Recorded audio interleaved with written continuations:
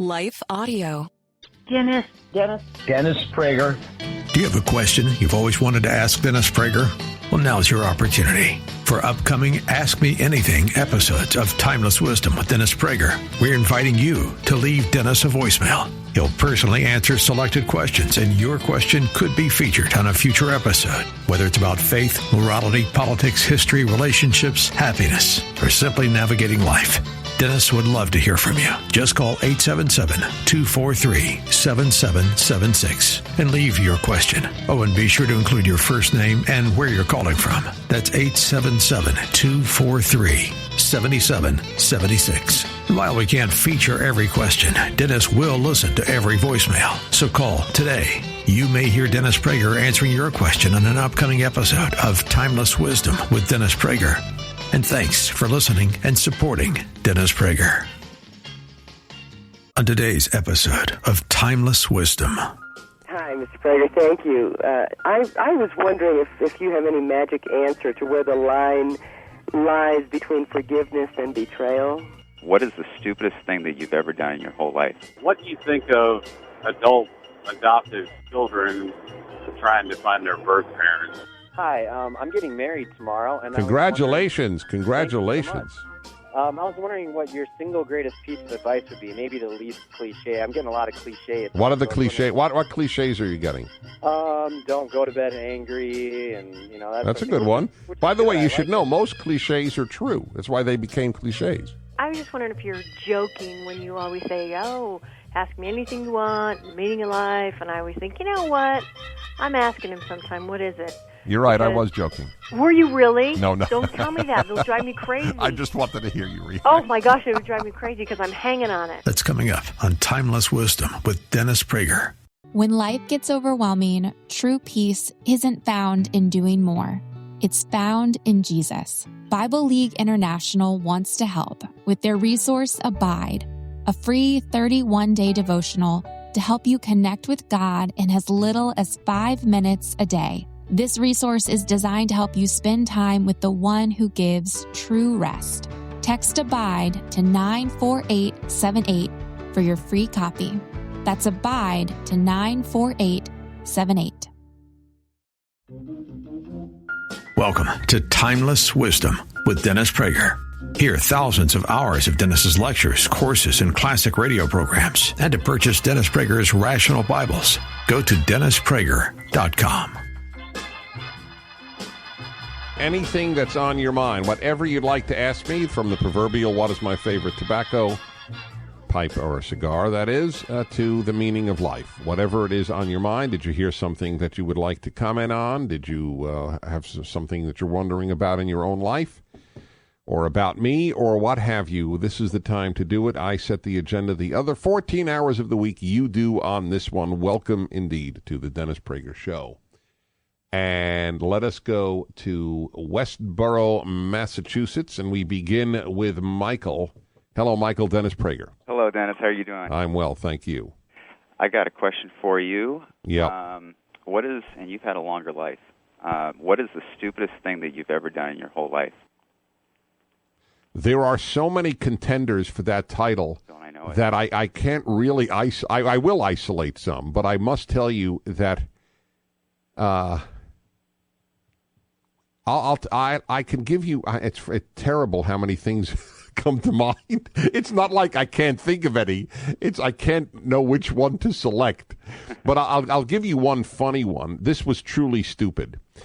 I was in my 20s, and my 20s were a huge traveling time. Every year I went to another part of the world, and I remember my first trip to Hungary, and I went from Vienna to Budapest, and I went on a hydrofoil on the Danube River. And these are very fast little boats, and I got on the boat. I think it's an hour and a half ride. I don't remember how long it is. 2 hours, I don't know. And somebody will know and tell me. And I got on needing to go to the bathroom. And I figured, no problem, I'll just go on board. But for whatever reason, it was one of these fast and quick trips. They didn't have any lavatories. Mm-hmm. Now, can you imagine speeding along on the water for an hour and a half while you already have to go to the bathroom. Bumping around on the water. Yes, so you can only imagine. I arrived in Budapest bent over practically. Al, unfortunately, it was then a communist country, and customs took a while. You know, make sure you're not bringing in Western propaganda and checking out for everything else, and your visa, because you always needed a visa for communist countries. So now, remember, there's not an airport. This is a river port, a river entrance. Finally, I get through communist customs, and I am really in pain, needing to get to a bathroom. I walk outside. It's a street, a major thoroughfare, and to my great relief, I see a sign over a little building. It says WC. WC is water closet is international, and I think, thank God, you don't have to know Hungarian. WC is international. Oh, I'm like a man just, finding water who's been in a desert. Then I see two doors, and one says Nuk, and the other says Furfiak. And I think this is ridiculous. I mean, they have to have like an international symbol, or an umbrella and a skirt, or pants and a skirt, something, nothing, just Nuk and Furfiak. Well, how the hell do I know if I'm a Nuk or a Furfiak? And meanwhile, I'm in real pain. And then I did you now asked, how does this come to the stupidest thing I ever did? It would not have been stupid to just flip a coin and walk into one, okay? Would not have been stupid. Or to watch if anybody walked in, obviously, but nobody did. I stood in the middle of this thoroughfare, and I stopped Hungarians walking by, and I looked at them, and I pointed to myself and the sign, and I said, Nok? Furfiak? So I stood in the middle of Budapest asking passersby if I was a man or a woman. And, of course, they all mumbled something like, this man has escaped an asylum. I mean, can you know how, what would you say if somebody stopped you? Man? Woman? You would think that they were very seriously disturbed. That is one of the funny, stupider things. On a more serious level, I would be financially secure if when I moved to California, I had bought anything. When I moved to California in 1970s, I moved to Simi Valley, California. If I had bought a hut, you hear me? An outhouse. If I had bought a toilet, I would have been financially secure today. Yeah, well, I wouldn't consider that necessarily stupid. Oh, it was stupid because I was told, Dennis, this is a great time. You're going to see this city's going to develop. When I lived in Simi Valley, it had one restaurant, one. But as I've often said, when God gave out abilities, when he gave out financial ability, I was in the men's room. I was in the Furfiak room. Wait, am I a Nuk or Furfiak? Well, I wouldn't be too hard on yourself. I get hot tips all the time. Hot tips? That was common sense. That wasn't like, you got to get, generic brand, multivitamin thing. All right. Anyway, I have many more, unfortunately, but thank you. It's a fun question. You bet. Have a good weekend. You too. Appreciate it very much. Anyway, it turns out, by the way, that Nuk is woman and Furfiak is male. And I did walk into Nuk because I thought Furfiak sounded like female. And then some woman started yelling at me in Hungarian. That was the end of that story. Hungarian is unfortunately has nothing in common with English. The only language it has anything in common with is Finnish, which I know nothing of either. All righty, and let's go to, this is very apropos. I hope my son will hear this question. This is very good. Tyler in Pasadena, California. Dennis Prager, hi. Hello, Tyler. Yes. How are you, 11 years old? Yes. Great to hear from you. Thanks for calling. Well, what's on your mind? Well, I was just wondering, because we went out and I wanted some shirts like that have Scarface or Tupac and dog tags and baggy pants. Right. But my Mom doesn't want me to dress like that, and I wanted to hear your opinion. Well, I'm glad you wanted to hear my opinion, and let me tell you, I would not always agree with a parent.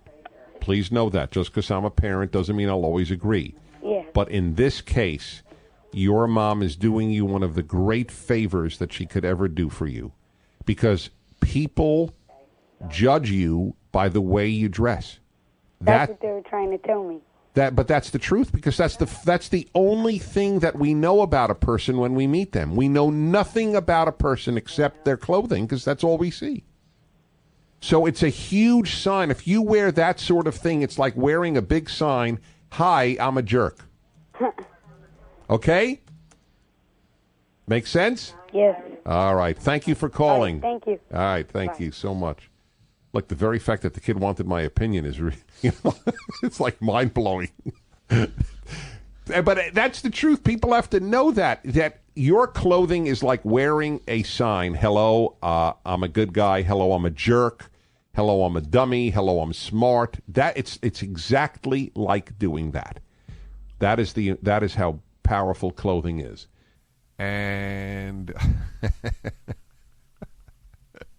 West Valley City, Utah, and Heather. Hello, Heather. Dennis Prager. Hi, how are you? I'm well. Neat. Hey, I was just wondering if you're joking when you always say, "Oh, ask me anything you want, the meaning of life," and I always think, you know what? I'm asking him sometime, what is it? You're right, I was joking. Were you really? No. Don't tell me that. It'll drive me crazy. I just wanted to hear you react. Oh, my gosh, it would drive me crazy because I'm hanging on it. There is no answer to the question, what is the meaning of life? Because only because there are many meanings to life. You will have a meaning, but in the overall sense, this is what I can say to you in a nutshell. Okay. There is only meaning to life. I don't mean to one individual's existence. One gets meaning from being a parent, from being a spouse, from being a friend, from being a business person, from reading books. There are thousands of things that give anybody meaning. But objectively, about life in general, not about one's individual own life, and subjectively, there is only meaning in life if life has meaning, and life only has meaning if there is a God that made life. If life came about only on its own and is a fluke has no meaning. Go to a micro subject here. Seal Beach, California, Joanne. Hello, Joanne. Dennis Prager. Hi, Dennis. Hi. I enjoy your show every day. Good, thank you. I have become aware that as a single, as a divorced mother of two wonderful children who are adults with beautiful children, I miss their company, my adult children, because whenever we get together, it's always with the grandkids, 7, 2.5, and 5 months, and we're focused on them. They're distracting. And this birthday, which is coming up, I would like to go out to a nice dinner with them without the children, and I'm feeling guilty about bringing this up. No, don't feel it at all. I mean, this is not a routine request. It's not a routine birthday. You want to enjoy your kid, they could get a babysitter. We'll be back in a moment. This episode of Timeless Wisdom will continue right after this. For nearly 3,000 years, Homer's The Odyssey has shaped Western imagination. It tells the story of Odysseus as he faces monsters, shipwrecks, false comforts, and impossible choices on his long journey home. As one of the foundational works of Western literature, Homer's epic is more than a mythology. It explores permanent questions about courage, duty, loyalty, family, leadership, temptation, and the search for home. In one of the epic's defining moments, Odysseus rejects the offer of immortality from the goddess Calypso, choosing instead the long and difficult journey home. His decision reveals one of the central themes of the Odyssey, that a life of duty, family, and home is greater than a life devoted to comfort or glory. Achilles chose glory, Odysseus chose home. That's why Hillsdale College has released its newest free online course, The Odyssey. Taught by Professor Benedict Whalen, the course reveals why Homer's masterpiece remains one of the greatest works of Western literature. Find this free course at charlieforhillsdale.com. That's charlieforhillsdale.com. Read the classics, study the West, The Odyssey from Hillsdale College. Go to charlieforhillsdale.com. Now, back to more of Dennis Prager's Timeless Wisdom. All righty, everybody. The phone number is 1-8-PRAGER, 776-18-PRAGER, 776. And this is the hour where anything is on your mind. And I just want to repeat to Joanne, who called in, she would like to celebrate her big upcoming birthday, her 60th, with her kids without the grandkids present. I think it's a fair request. Absolutely. In any event, parents cannot allow, and I am very, very, very preoccupied with my kids and always have been. Nevertheless, you have to have a life as well. It's good. It's not even good for your kids not to have that. And to honor your mom on her 60th with a dinner together with her, the way that she would like it. Oh my God, Joanne, is it clear what side I'm on? All right, she's gone. Okay. Anyway, I hope you heard that, Joanne. Let's go to some more of your calls here. 1-8-PRAGER 776, and we go to North Hollywood, California. And David. Hello, David. Dennis Prager. Hi, Dennis. Hi. First of all, I just want to say this isn't a cry for help, but I have a conservative Catholic friend, and we were talking, and he was telling me that he believed the Catholic position on suicide is that it's a mortal sin. And I was never quite sure because he asked me what the Jewish position on suicide was. Judaism regards it as a sin. The concept of mortal sin is a Catholic one, but it is a big sin. Your life is no more yours to take than somebody else's. However, morally speaking, they're not identical acts. Taking the life of another is certainly worse than taking your own life, and circumstances will help determine it, though there is a rabbinic phrase that no one takes his own life unless the Hebrew is a ruach shtut, a spirit of craziness, of madness has entered him, that nobody normal does it. And so there is you temper the moral angst about it versus the belief that something has happened at that moment to pervert the person's mind. But it is a sin. There's absolutely you're absolutely right. Well, I don't know, right? You didn't make a statement. You asked a question. But yes, it is a sin. There used to be a time, in fact, the community regarded it as so sinful that a Jewish suicide was not buried in the same cemetery as other Jews. Wow. That has changed because of this the general notion that something psychological had snapped in that person. But the interesting thing is Judaism is so life-centered that it's pretty rare. But maybe that's why everybody seems to know what the Catholic position is, but the Jewish position is never talked about. Really. That's right. Yeah, that's a good point. Thank you for your call. Thank you. I appreciate it very much. Alan in Dallas. Hello, Alan. Dennis Prager. Hi. Hello, Dennis. It's a Hi. pleasure to talk to you. Hi. Thank you. I just want you to know I value your opinion very greatly. Thank you. The question I had is, what do you think of adult adoptive children trying to find their birth parents? Well, if it's just curiosity, I don't have an issue with it. But I don't know what you gain other than answering curiosity, because unless you feel alienated from your parents, do you? No, I've had a good. Of course, I was adopted, but I've had a very good life. I've been very fortunate. So what is animating you?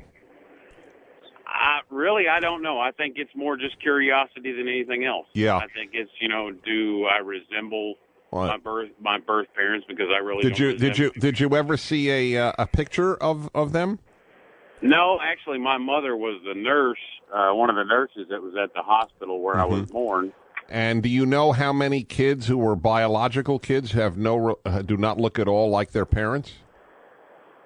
No. Oh, okay. You see, this is the fantasy that a lot of people have about others. It's a very common thing. It's a very normal thing. Alan and I, I'm speaking of the we of Alan here. We know a couple, and they have two daughters who do not look like they are really in the same race, and they let alone look like the parents. So I've always found that fascinating. This is only subjective, and I'm so touched that you called, Alan. I have never found it important or even interesting whether or not kids look like a parent or look like a sibling. I remember as a kid I would always be told, oh, you look like your mother. And then just as often somebody would say, you look just like your father. Well, I can't look like my mother and my father. They look very different. Do you know how psychological it is anyway when kids see a baby? Oh, looks just like mom. I would bet anything that if there were 10 babies of the same race lined up, people would have no clue as to whose kid was whose in the vast majority of cases. So, Alan, send me an email. I'd be very curious to know about this. I most of the time, people might be looking for something that is not significant. I mean, I'm not discouraging you from doing it, but it's not important. That's the way the best way I could put it. Thank you for asking, my friend. I appreciate it, and I would like to hear from you. And we go to Mike in La Crescenta, California. Dennis Prager here. Hi, Mike. Have always loved the show. But I love the clarity issues. You're articulate, but you do a thing that annoys me, and I want to know why. All right, I'm always open to why I annoy people. Go ahead. Why do you take so long to start talking after the music starts? Well, it depends. It's a very good question, actually. Thank you. You're welcome. I like to hear you giggle too. Oh, that's nice. I like to hear me giggle too. I giggle. actually think that every giggle adds 2 minutes to your life. That's my theory. Good. Anyway, here is the story. First of all, I would like you. Here's an assignment, and I mean it. If you're up to doing it, all right, and just do it for 1 week, or even for that matter, do it for one show for the 3 hours. And you see how long you hear music before I come in, and I think you will find that it differs very much on any given break. Yes, it does. Exactly. Now, here are the reasons. One, there are times when I simply like hearing the music. It just calms me, and I enjoy it. All right. But even more often, it will be because I am reading something that has just come over the wire, as they say, and I want to bring it to your attention. Because I'm bringing you stuff. Alan is constantly giving me stuff that has just appeared on the Internet. And so I am trying to bring that to your attention as well as stuff that I have ready for the show prior to the show. And it's not that I dislike the music either. Yeah, I understand that. I want to hear that's you. why I want to hear the stuff. I understand. There is one other possibility, and that is the least frequent, and that is I am just tuned out.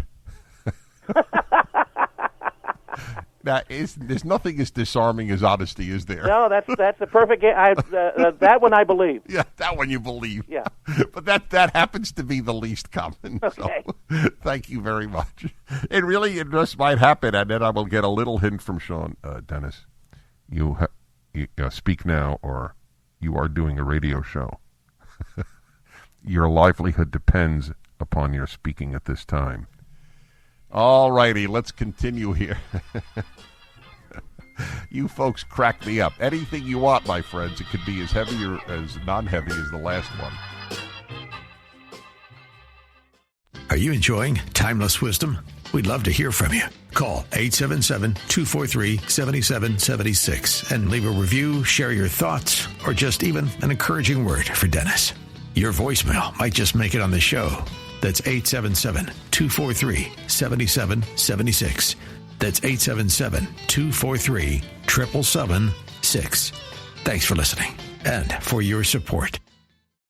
We go to Shoreview, Minnesota, and Joe. Hello, Joe. Dennis Prager. Hi, Dennis. Hi. Hi. I'm getting married tomorrow. And Congratulations. Congratulations. Thank you. I was wondering what your single greatest piece of advice would be, maybe the least cliche. I'm getting a lot of cliche. What are the cliches? What cliches are you getting? Don't go to bed angry, and that's a good one. By the way, you should know most cliches are true. That's why they became cliches. Right, and I think they have a lot of value. Yeah. Too, but I was wondering if you had a unique piece of advice. Wow, I'm stumped. One unique piece of advice. Why are you laughing, Alan? Alan is cracking up. I think he likes when I'm stumped. It like makes his day. It's lousy for the show, but it's somehow Alan is having the time of his life. Let me think about that. Let's see. A piece of advice. I have so many pieces of advice. I'm trying to isolate one here. Oh, you know what? Here it is. I'll tell you one. One piece of advice that I would give is that almost everything is endurable so long as the two of you respect each other. The respect is probably the single most important quality for the durability of a marriage. How would you define respect? Well, I'll put it in the negative. It is Dr. John Gottman I do believe is the finest expert on marriage and marital failure in America. He can predict to a staggeringly accurate percentage after watching a couple for 5 minutes. He predicts whether they will divorce or not. And the single most glaring guarantor of a failed marriage is if one spouse develops contempt for the other. And we go to Long Beach, California, and Naomi. Do you say Naomi or Naomi? I say Naomi. See, I knew to ask. I knew. Yeah, my name is of Japanese origin. Okay, Naomi, take it away. My dad has been listening to you for years, and he started listening to you with Religion on the Line. Right. I was wondering, why did that go off the air, and is there any other show out there that's like for it? those? Let me explain your question to the larger audience around the country. I began radio on ABC Radio in Los Angeles in 1982 as the host of an extremely popular show, inordinately popular in Southern California. And I was the host of it. It was called Religion on the Line. It had a priest, rabbi, minister, different ones each week, and I would moderate. And I did it exactly 10 years, and then they persuaded me. I loved it so much, and I loved doing weekend night radio so much because it just kept me free during the week. I said no over and over to offers to have weekday radio, which is professionally far better for obvious reasons. You're just on more. You have a larger audience, generally speaking. I just loved it. And so, Naomi, I finally agreed, it's time to move on after 10 years. And so that's what happened. Does that answer your question? Yeah, absolutely. But are there any other shows out there like it? There is one, I think, in New York, but other than that, I don't believe that there is. And so many people in the Southern California area ask me would I do it again. I just can tell you I have no answer to that, but I can tell you that it was I almost believe literally a godsend. I have been working, as many of you know, as a bridge between Jewish and Christian communities. And that program, every week, 2 hours with priests, rabbis, and ministers, is what enabled me to understand so well the mindset, the thinking, the theology of these two great religions, and indeed become a big advocate of what are called Judeo-Christian values. Let's go to Helene in Colorado Springs. Colorado. Hello, Helene. Helene. Hi, Dennis Prager. Hi, Mr. Prager. Thank you. I was wondering if you have any magic answer to where the line lies between forgiveness and betrayal. You mean when you shouldn't forgive? Is that what you're asking? When a person has lost the right to be forgiven? I guess that might be a better way to phrase it. Yeah. I believe that almost everything is forgivable except murder, because the injured party is not there to forgive. Beyond that, with a truly sincere contrition, and if you think that the person is a decent person otherwise, and they really want to be forgiven and beg you, that they ought to be. We'll be back in a moment. This episode of Timeless Wisdom will continue right after this. Life can be messy, but you don't have to figure it out alone. Hey, it's the Luskos. Join pastors and best-selling authors Levi and Jenny Lusko on Hey, It's the Luskos for honest conversations about faith, marriage, family, grief, ministry, and all the unexpected moments in between. You'll laugh, you'll be encouraged, and you'll be reminded that God is faithful through every season. It will always come back to Jesus in the end. That's right. Tune in to Hey, It's the Luskos with Levi and Jenny Lusko. Available now wherever you get your podcasts. Now, back to more of Dennis Prager's Timeless Wisdom. Eureka, California, and Teresa, Dennis Prager. Hi. Hi. Interestingly enough, my 16-year-old son came and told us that he may have to do something that we won't be happy with. And that is? And it was he thought he might get into a fight at school. Right.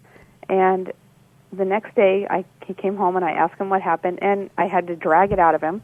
But he said that he did not get in a fight, and the reason that he didn't was because he didn't want to disappoint us. That's the reason he didn't get into the fight. Correct. And what type of fight was it? Who started? What was it? A friend that he thought had done something deceiving to him. And we tried to... And when he means a fight, he means a physical fight? Yes, which he's never been in before. But he would start the physical aspect. Well, he would talk to the boy about it, and depending on what happened, and he was pretty irrational about it. He was 16, hadn't had a lot to think about, and that was what he thought might happen. They might get into a fight over something. And he didn't do it because he thought he might disappoint you? Correct. All right, and you want to know my reaction? Well, and ironically, I was almost disappointed with his answer because he should have chose not to do it because it was the right thing to do, not to get in a fight. Yeah, but you see, the parent is, to use Freudian terms, the superego of a child for a long time. What would my father or mother think, usually the father, but not always, is a very major factor, especially in a boy's development of his conscience. Listen, I'll give you an example. I don't know if you're religious, and it doesn't matter for the sake of this question, but what would God think of what I did is, to me, a very good way to try to figure out whether or not something is right. Yes. And maybe he didn't even want to fight, and maybe using us as the excuse. That may well be. That's a very perceptive comment. But don't be disappointed. If you play, it's in fact, I think that's wonderful that a parent plays a role in a child's character development. What would my mother or my father or both think if I did X or Y? That's wonderful. And we also went through, well, what would happen if you disappointed us? What would happen? Right. And that's another question. Yes. That's a psychological one. And thank you very much. But I just need you to know, don't in any way think that that's not good. It plays a deep role in all of our lives. What would so-and-so think? Would I morally disappoint X or Y? This notion that I only have to answer to me and my conscience, I don't buy that. I don't have trust in humans like that. I think we need a reference point outside of ourselves. And if it's God, if it's a parent, or if it's somebody else, that's good. I think it's a very good thing. All righty. Thank you for your call, Teresa. Mike in Van Nuys, California. Mike, Dennis Prager, hello. Hello? Hi, Mike. Dennis. Hi, Dennis. Hey, Hi. I just wanted to thank you for your help to America. I think you do a great job. And I try. Thank you very, very much. My question to you is, how do you think perfectionism is related to disappointment, not only in others, but in myself? Well, obviously, if you're a perfectionist, you'll always disappoint yourself. But I find the word perfectionist is overused. A perfectionist, what does that mean? Does it mean one who, if something isn't perfect, they will not do anything? I mean, I'm a perfectionist with my writing, but I still send in my column every week, even though it objectively it's not perfect. But I keep striving. I keep editing and editing and editing. That's why it took me 10 years to write my book on happiness. But I don't know if I'm a perfectionist. I just want it to reach a level of excellence that I can approve of. So what is a perfectionist? Well, I guess it's a standard that I have in my mind about the way I do things and expecting others to do them like I do. Maybe it's not perfectionism. Expecting others to reach your level. Yeah. My yes. My level may not even be that high, you know. Well, I don't know, but whatever level it is, you are setting people up to disappoint you. Yes, there's no question about it. All righty. 1-8-Prager-776 is the number, and in Minnesota, in Arden Hills, it's Steve. Hello, Steve. Dennis Prager. Hi. Hi, Dennis. Hi. Hey, I am getting ready to send my son to high school here next year, and I'm beginning to work with a school in terms of just trying to ask them some questions. And here's my question for you. Where there's no expressed prohibition against something, does that imply permission then? Yes, it implies permission generally, but it doesn't imply that it is proper. Okay, and here's my real life example. Also by permission, forgive me. By permission, do you mean is it legal? If it's something is not illegal. Okay, well, what is permit? Well, you have an example, give it, because I have an example. Go ahead. Here's my example. I'm just going to check with the school in terms of their attitudes towards. We know that the school has a prohibition against drinking. We know a school has a prohibition against drug use. But schools do not have prohibitions against sexual exploration, trying to figure out kids' sexual identities. And yet it's at least as destructive a force as the use of alcohol or the use of cigarettes. Wait a minute. Schools prohibit alcohol at home? No. Amongst their students. Oh, I see. But they don't have. You mean amongst their students at the school? Yeah, they would say don't smoke and don't drink. I see. But they don't have. But they don't have sex at school. Well, don't have sex in general. They don't. Well, say no. that, In general, they can't because they can't control what happens at home. It's an interesting question. This episode of Timeless Wisdom will continue right after this. Life can be messy, but you don't have to figure it out alone. Hey, it's the Luskos. Join pastors and best-selling authors Levi and Jenny Lusko on Hey, It's the Luskos for honest conversations about faith, marriage, family, grief, ministry, and all the unexpected moments in between. You'll laugh, you'll be encouraged, and you'll be reminded that God is faithful through every season. It will always come back to Jesus in the end. That's right. Tune into Hey, It's the Luskos with Levi and Jenny Lusko. Available now wherever you get your podcasts. Now, back to more of Dennis Prager's Timeless Wisdom. And let's go to Santa Monica, California. KRLA 870, Raphael. Raphael, this is Dennis Prager. Hi. Hi, Dennis. Hi. I think this is a little frivolous compared to your previous topic. want frivolous questions. Okay. I went to you first. Well, here you got it then. So I know you're against laugh tracks. Very opposed. Okay, so here's what changed my mind about it. May have no effect. All right. So years ago I saw this documentary of this I Love Lucy episode in which, it's this long, drawn-out, absurd situation. She's got all these eggs in her shirt and they smash. And the audience laughs and laughs and laughs. And at that time, anyway, it was the longest recorded laugh on TV. It was a minute or whatever. It was a laugh track. It wasn't an actual audience. No, it was a live audience. Sorry. Oh, so that's not a laugh track. Yeah, I see what you're saying. Well, I thought you were against live audiences. Oh, why would I be? I love live audiences. That's not an issue. It's like a play. Oh, so you're against the pre-recorded laugh Yes, track. that's a lie. Oh, I see. I'm against lies. That's all. It's fake. It's to force me to laugh or to announce on a sitcom, you have just heard a joke. I see. Okay, well, yeah, I was only defending live laugh. I wish they were all in front of live audiences. That's fine with me. Okay, then. And your screener, by the way, is quite funny. She was wanted to know if I was supporting laugh tracks for this show, actually. That's a funny question. Janine, that is very funny. That you know what? That we're going to get them. That's a great idea. That's great. So anyway, now I've calmed you. Apparently there's no difference of opinion. There you go. All right. Thanks, well, Raphael. You too. Appreciate your call very much. That's funny. Yeah. Why would I be against a live audience? Absolutely not. That is true. Can you imagine laugh tracks? Or it makes me laugh. A laugh track. That's right. Why not? After all, I am periodically funny. My God, I remember November 11th, if not enough. There you go. That's right.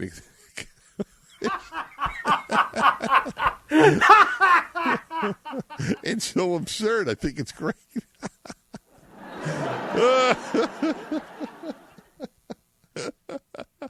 That's it. Now it shows that they work. You see? This is the silliest moment in the history of my radio. Shut up! Well, it works. You see, yawning makes you yawn. Laughing makes you laugh. Crying makes you cry. Scratching makes you scratch, or scratching makes you itch and then scratch. That isn't. What else is contagious, by the way? That's an interesting question. Yawns, laughter, smiles, crying, scratching. Anything else that comes to mind? All right. Let's go to Ben in Fort Myers, Florida on WCNZ. Hey, Ben, Dennis Prager. Hi, Dennis. How are you? Good. Dennis, you've spoken a lot about the hardwired differences between males and females. I sure have. I had an experience with my only daughter. I have 3 children. One daughter, the youngest, she's 7 years old. And she came to me on a Friday recently and said, Daddy, I want to talk to you. Why? She had a dentist appointment on Monday, and she's scared.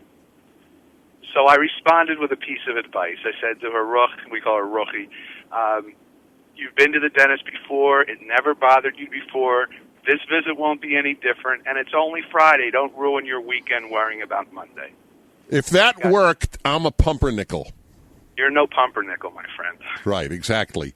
She got indignant.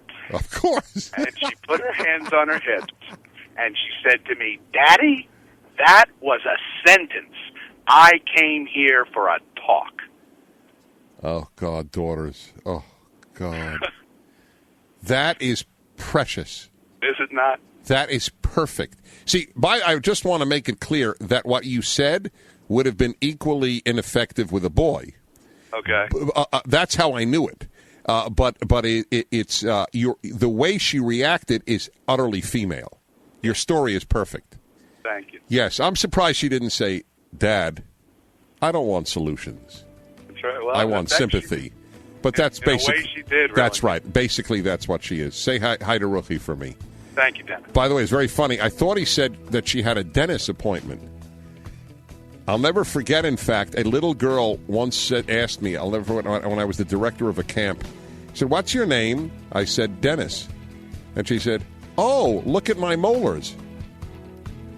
And I thought, what? Until I realized a lot of people say Dennis for dentist. Tomorrow on Timeless Wisdom with Dennis Prager. I have great admiration for my parents' generation, absolutely. Fought World War II, the Korean War, and much of the Cold War, and the sacrifices made at home through the families that stayed back, and the numbers of Americans who died abroad, and just went under either a draft or volunteered to go and fight either the Japanese fascists or the Nazis. There was a lot of greatness in that generation. Absolutely. I don't say it's the greatest generation. Is it greater than the generation of George Washington and the founders of the country? That's an odd statement. But it certainly was a distinguished generation, and distinguished in particular by its patriotism. How did that generation produce the baby boomer generation characterized by so much narcissism, so much antipathy to America and its institutions, so much anger at the religion of their parents? Pretty much whatever most of those parents stood for, the kids overthrew. Join us tomorrow to hear more on Timeless Wisdom with Dennis Prager. Visit DennisPrager.com for thousands of hours of Dennis's lectures, courses, and classic radio programs, and to purchase Dennis Prager's Rational Bibles. Life can be messy, but you don't have to figure it out alone. Hey, it's the Luskos. Join pastors and best-selling authors Levi and Jenny Lusko on Hey, It's the Luskos for honest conversations about faith, marriage, family, grief, ministry, and all the unexpected moments in between. You'll laugh, you'll be encouraged, and you'll be reminded that God is faithful through every season. It will always come back to Jesus in the end. That's right. Tune in to Hey, It's the Luskos with Levi and Jenny Lusko. Available now wherever you get your podcasts.